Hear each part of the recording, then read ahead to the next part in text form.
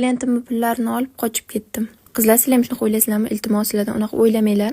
Men hech qachon sizlarning pullaringizni olib, aldab qochib ketmayman. Sizlar birikta yolg'onchilarga aldanib qolgan bo'lsanglar, bu meni aybim emas.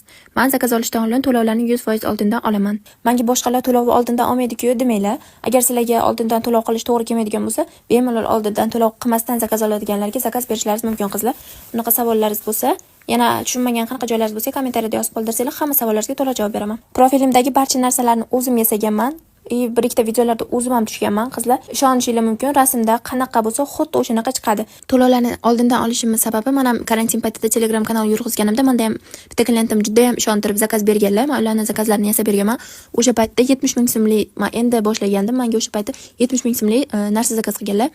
Ana o'shani tayyor bo'lgandan keyin men ularga ko'p marta telefon qilganman, Telegramlardan yozganman.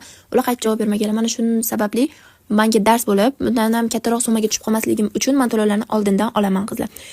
Keyin sizlarga yetkazib berish xizmatimiz pochta orqali bo'ladi. 25 ming, 30 ming, uzoq 35 minggacha bo'ladi. Agar ko'proq narsa zakaz beradigan bo'lsanglar, BTS yoki Emo Express pochta orqali sizlarga yetkazib beramiz. Keyin to'lovlarni oldindan olishim to'g'rimi yoki noto'g'rimi, nima deb o'ylaysizlar?